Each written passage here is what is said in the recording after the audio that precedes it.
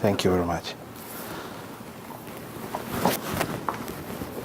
We have a pleasure to have the Honorable Ekwe Ethuro, the Senate Speaker of the Republic of Kenya, and we are very, very happy to have you today, Mheshimiwa. Welcome to the Kenya Diaspora Radio and Television, taking the bull by the horn. So don't be scared. We really want you to tell us more about our country, Kenya, what progresses you're actually having down there. And, you know, when you came over here, we requested you to come and meet the Kenyans, which you basically did. And most Kenyans were really very happy to have you. And you answered most of their questions. But again, there are other more questions we want you to answer today. And one of the first questions is, why do governors claim that the Senate is killing devolution? Right now we have got a case in court, not only about the case in court, but everywhere when they go to their political rallies or meetings, they claim that the Senate is killing devolution. Is this right, Mheshimiwa? Go ahead.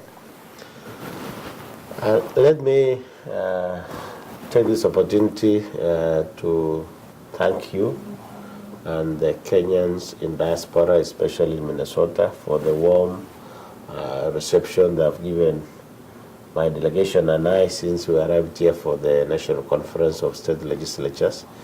We have felt home while away from home. Two, it's always a pleasure for us as your leadership to get an opportunity to be able to communicate to the Kenyans here, respond to some of their concerns, and kind of give a feel of things as we see them. And so, to your question on why senators feel like, why governors feel like senators are killing devolution, I am not sure whether I get a sense of that feeling from the governors. There might be one or two governors who may have issues with the Senate's summonses. There are many governors maybe against the county development boards.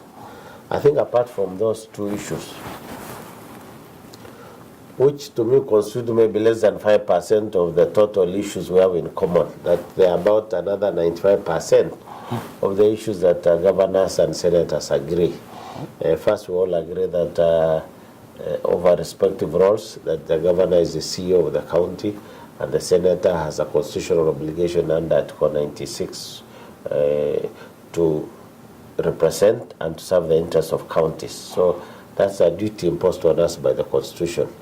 To me, these are issues that have to deal with devolution, implementation. This is a transition phase. And I'm told in some countries it has taken sometimes even up to 10 years for this transition phase to be fully comprehended. The second one for our case is that we have actually 3 years that we give the transition authority to try to sort out the issues of transition. For us, I think for the last 1 year and 5 months, in terms of from elections in March, and the times that senators were sworn in on the 4th or the 20th of March.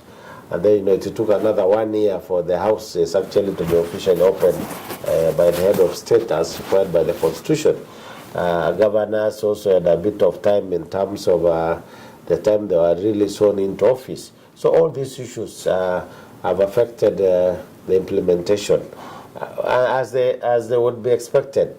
But really the bottom line is that we have done very well.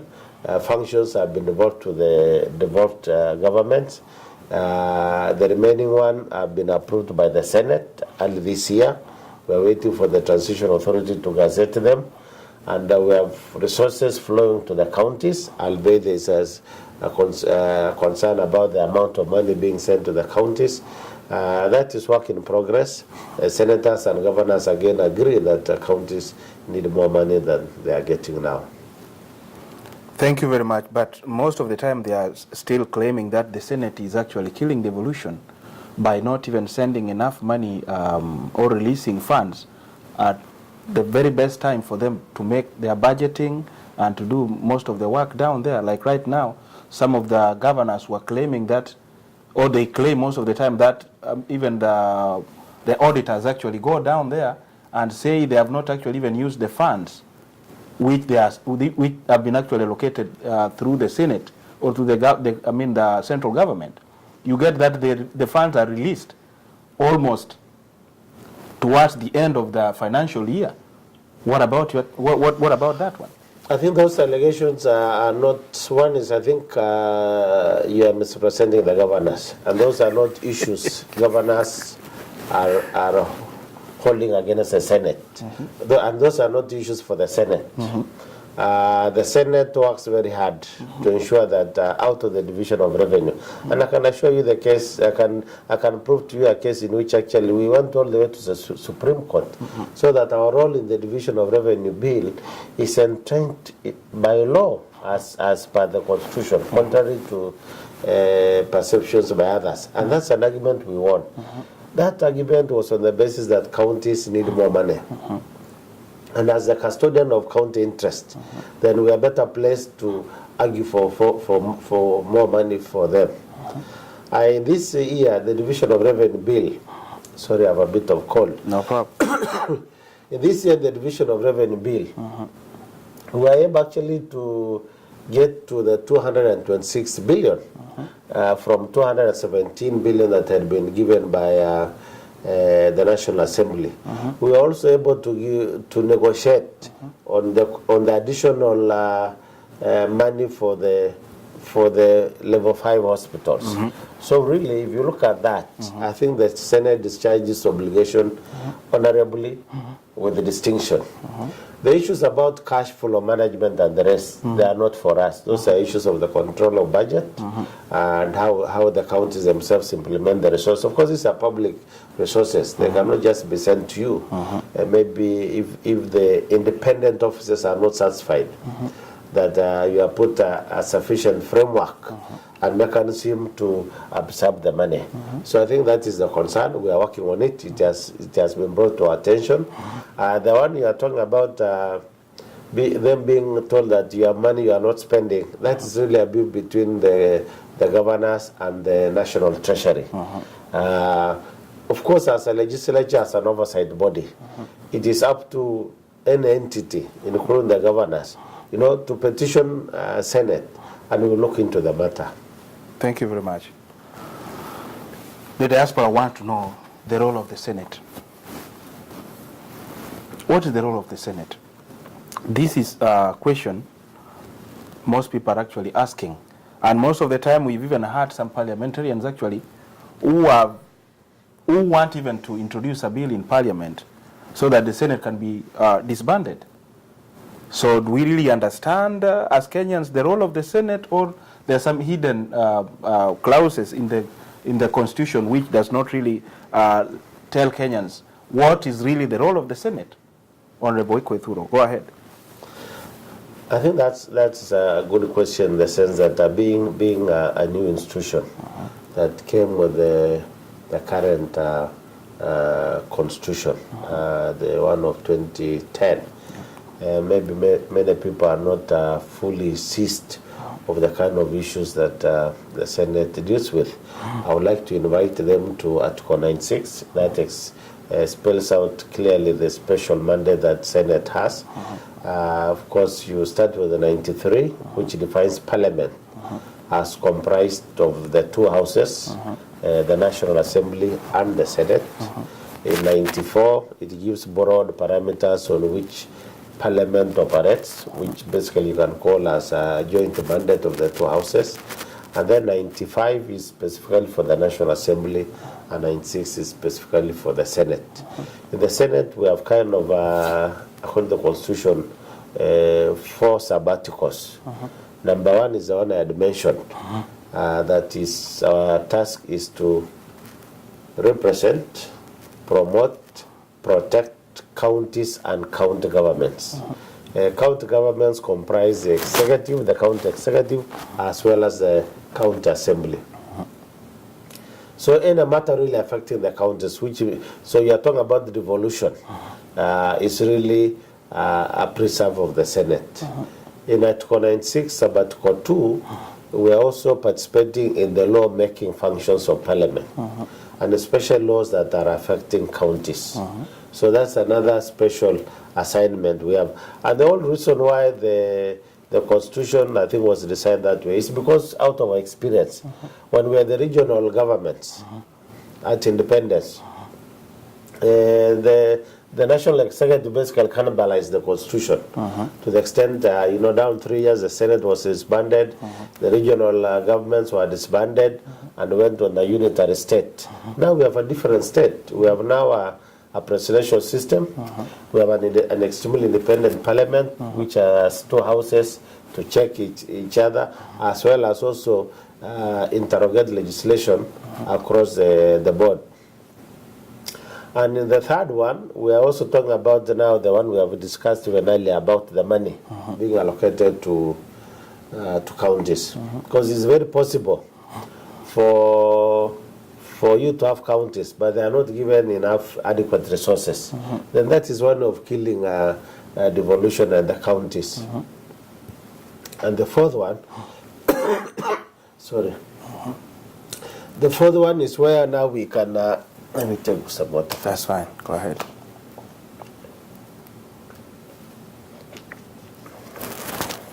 The fourth one is where we can bring state officers to account. You're talking about the president, deputy president, and the governors. Okay. So most of the time also we've heard that, Kenyans are complaining that governors do not want actually to be accountable. Is this true, or this is a fabrication from the Senate and from the National Assembly? I think governors want to be accountable, but they are reading the Constitution in a very limited manner. That Article 2 to 6 allows them to be accountable to the county assemblies. Our reading is that governors, being the CEO, Article 179, they're also accountable to the Senate. Yes. And given that they are the people we send money to, in charge of management, as a former president of this country, America, saying the buck stops with us. Yes. So interpretation of the Constitution is that the buck stops with the governors. Of course, the county executives, who are the appointees, are not elected by the people. Yeah. But they can get them to help them in answering the questions and the rest. But the responsibility, the political responsibility, is squarely theirs. Okay. Just to finish on that particular aspect again, we have this, you've talked about the county commissioners. Is it supported in the Constitution? Are we not having like a parallel government in the county?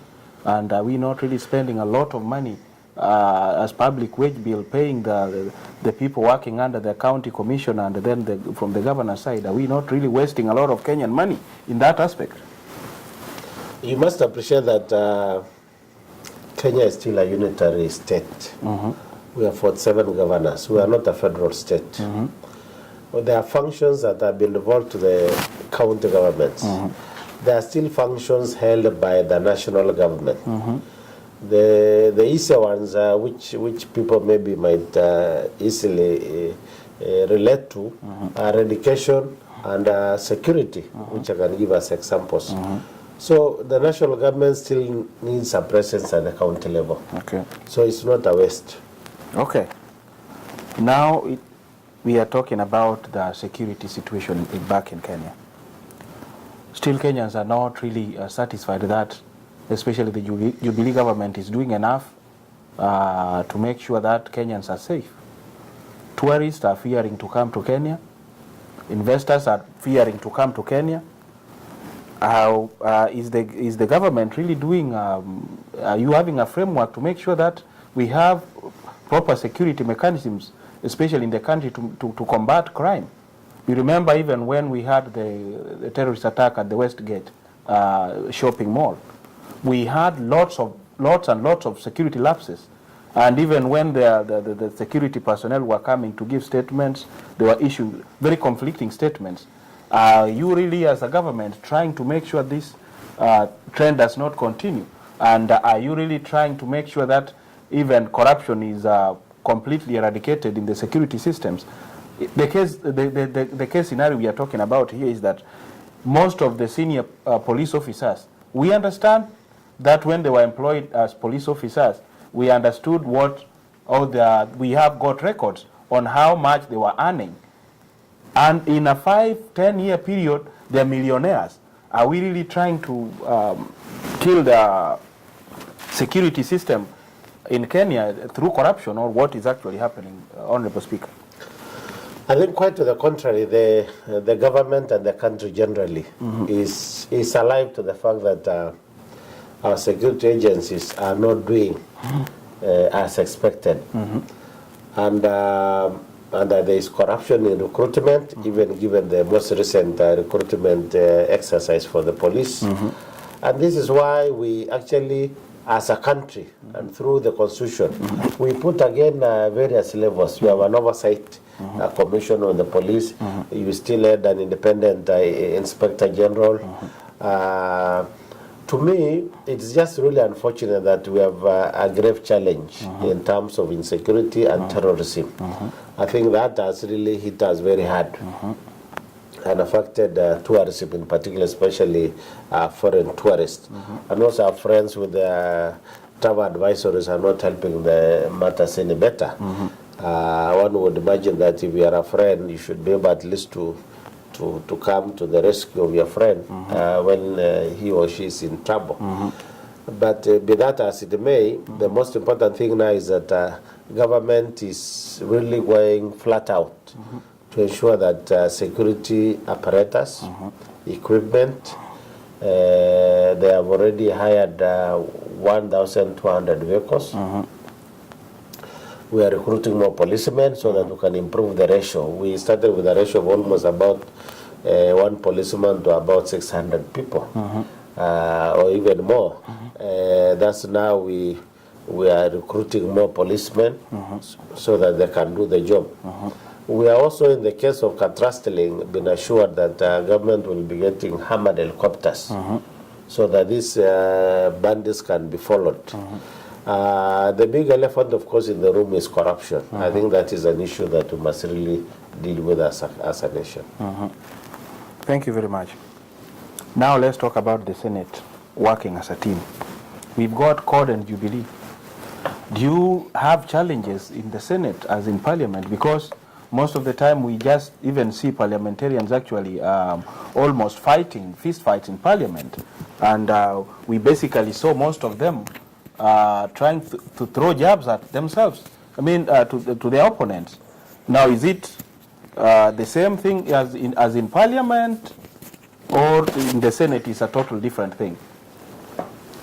Well, first, I think we need to confirm that the Parliament is both National Assembly and the Senate. Yes. So when you use the word Parliament, it's not synonymous to National Assembly. Okay. It's for both. Yes. So you must make a reference to the National Assembly. Yes. I don't think they have engaged in fist fights. They're almost fighting. We see clips, Honorable Speaker, throwing very bad barbs to each other, even some abusing words, which is not actually, friendly, Parliament is a debating chamber, and so you should throw as many barbs as you wish. And I want to believe our people are quite respectable. That's why you realize they never cross the line. But coming back to the Senate, I am actually a very proud speaker of the Senate. I have seen in the last 1 year and 5 months that the senators have worked really in a bipartisan manner in each and every issue that has come to the Senate. Even some of the issues that may be a bit partisan, we have seen a high level of decorum, or mutual respect, and that you deal with the issues, you don't deal with the personalities. And that we have always carried the day in terms of taking the bar that high.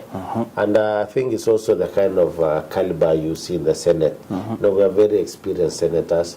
Some of them senior counsels in the legal profession, former ministers, and even the young we have really demonstrated that they are up to the task.